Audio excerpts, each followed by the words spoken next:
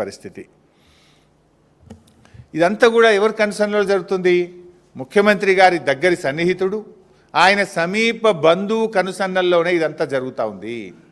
ఎవరికి టెండర్ రావాలన్నా, ఎవరికి సైట్ విజిట్ సర్టిఫికెట్ రావాలన్నా ఆయన ఆజ్ఞ లేనిదే సర్టిఫికెట్ రాదు, టెండర్ దక్కదు. ఒక రింగ్ లీడర్, ఒక గ్యాంగ్ లీడర్ని పెట్టినారు. ఒక్కొక్క దానికి ఒక గ్యాంగ్ లీడర్. సింగరేణికి కూడా ఒక గ్యాంగ్ లీడర్ని పెట్టి ఇలా ఆయన కనుసన్నల్లో ఇక్కడ సైట్ విజిట్ సర్టిఫికెట్లు, టెండర్లు దక్కించుకునేటువంటి విధానాన్ని ఇలా ఈ ప్రభుత్వం, రేవంత్ రెడ్డి ప్రభుత్వం తీసుకొచ్చింది. ఇలా నేను ఒకటి అడుగుతా ఉన్నా, చీటికి మాటికి సిట్ అంటున్నావు కదా, చీటికి మాటికి ఎంక్వైరీలు అంటున్నావు కదా, నేను ఇంత ఓపెన్గా ఫ్యాక్ట్స్ బయట పెడుతున్నా. నీకు నిజాయితీ ఉంటే, దమ్ము ఉంటే దీన్ని సిబిఐ విచారణకు ఆదేశించు. అన్ని సాక్ష్యాలతో సహా నేను సిబిఐకి అందించడానికి సిద్ధంగా ఉన్నా. ఇప్పుడు కిషన్ రెడ్డి గారు కోల్ ఇండియా మినిస్టర్. ఇలా కేంద్ర ప్రభుత్వంకు సింగరేణిలో 49% వాటా ఉంది. కిషన్ రెడ్డి గారు ఇవాళ రేవంత్ రెడ్డితో బీజేపీకి అక్రమ సంబంధం లేకపోతే, రేవంత్ రెడ్డి బీజేపీల మధ్య చీకటి ఒప్పందం లేకపోతే వెంటనే దీని మీద సిబిఐ విచారణకు ఆదేశించాలని నేను బీజేపీ పార్టీని, కిషన్ రెడ్డి గారిని నేను డిమాండ్ చేస్తూ ఉన్నా. మీరు కుమ్మక్కు కాకపోతే ఆదేశించండి, మీరు సిబిఐ విచారణకు ఆదేశించండి. నా దగ్గర ఉన్న అన్ని ఆధారాలు తెచ్చి నేను సిబిఐకి ఇవ్వడానికి సిద్ధంగా ఉన్నా. నేను చెప్పిన ప్రతి విషయం మీద కూడా నా దగ్గర ఆధారం ఉంది. అందుకే ఇవాళ మీరు ఇంకోటి గమనిస్తే 2 సంవత్సరాల నుంచి సింగరేణికి ఒక పర్మనెంట్ సిఎండి లేడు.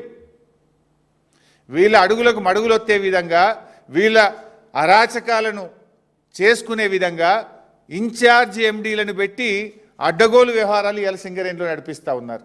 జనరల్గా సింగరేణికి ఒక సీనియర్ మోస్ట్ ఐఏఎస్ అధికారిని, ఒక స్పెషల్ చీఫ్ సెక్రటరీ ర్యాంక్, ఒక ప్రిన్సిపల్ సెక్రటరీ ర్యాంక్లో ఉండే సీనియర్ అధికారులను సింగరేణి సీఎండీగా పెడుతూ ఉంటారు. కానీ ఈ ప్రభుత్వం వచ్చిన 2 ఏళ్ల నుంచి సింగరేణికి రెగ్యులర్ సీఎండీఏ లేడు, ఒక రెగ్యులర్ జేఎండీ లేడు, రెగ్యులర్ డైరెక్టర్లు లేరు. ఇన్ఛార్జీలను పెట్టి ఈ అడ్డగోలు వ్యవహారాలకు తెరలేపినారు. తమ యొక్క అడ్డగోలు వ్యవహారాలు, తమ పర్సంటేజీలు, తమ చీకటి ఒప్పందాలు, కాంట్రాక్టర్లు దక్కించుకోవడానికి వీళ్ళు ఇన్ఛార్జీల పాలన కొనసాగిస్తూ ఇదంతా కూడా చేస్తూ ఉన్నారు. ఎందుకు లేరని నేను అడుగుతా ఉన్నా. నేను భట్టి గారిని అడుగుతా ఉన్నా, భట్టి గారు ఈ సైట్ విజిట్ సర్టిఫికెట్ మీరు లేదని చెప్పి 9E బ్లాక్ను రద్దు చేసినారు కదా, మరి సైట్ విజిట్ సర్టిఫికెట్ పేరు మీద జరిగిన అన్ని టెండర్లు రద్దు చేయాలని చెప్పి నేను డిమాండ్ చేస్తూ ఉన్నా. దీని మీద వెంటనే సిబిఐ విచారణ ఆదేశించాలని నేను డిమాండ్ చేస్తూ ఉన్నా. ఈ సైట్ విజిట్ సర్టిఫికేట్ విధానాన్ని సింగరేణిలో శాశ్వతంగా రద్దు చేయాలని చెప్పి నేను డిమాండ్ చేస్తూ ఉన్నా. ఈ డీజిల్ విధానం తెచ్చి కమిషన్లు కొల్లగొట్టే ఈ కొత్త విధానాన్ని రద్దు చేయాలని మేము డిమాండ్ చేస్తూ ఉన్నాం. సింగరేణికి ఒక నిజాయితీ కలిగిన ఒక ఉన్నత అధికారిని సీఎండీగా శాశ్వత ప్రాతిపదికన నియమించాలని చెప్పి కూడా ఈరోజు మేము డిమాండ్ చేస్తూ ఉన్నాం. మరి అదేవిధంగా నేను గతంలో కూడా ఒకసారి చెప్పిన, ఈ సింగరేణి సంగతి ఏమో ఇట్లా ఉన్నది. గతంలో ఈ క్యాబినెట్ ఒక దండుపాలెం మూట అని చెప్పి నేను ఆరోపిస్తే నా మీద ఈ మంత్రులంతా కూడా విరుచుకపడ్డారు నా మీద. ఇప్పుడు నేను అడుగుతున్నా, మీ దండుపాలెం మూట కాకపోతే ఏంది? మీరే బయటపడుతున్నారు కదా, తన్నుక వస్తున్నారు కదా.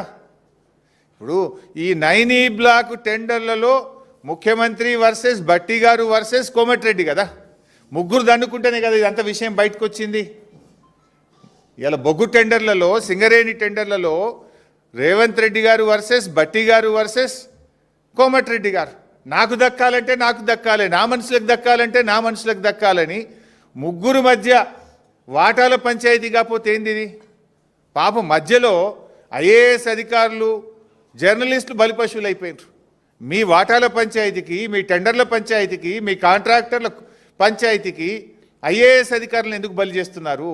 జర్నలిస్టులను ఎందుకు బలి చేస్తున్నారు? మీరు తన్నుక సచ్చింది నిజం, వాటాల కోసం కొట్టుకున్నది నిజం, నాకంటే నాకు టెండర్ అని చెప్పి తన్నుకున్నది నిజం. దీంట్లో జర్నలిస్టులు ఏం పాపం చేసిండ్రు? ఇది ముగ్గురు అనుకున్నారు.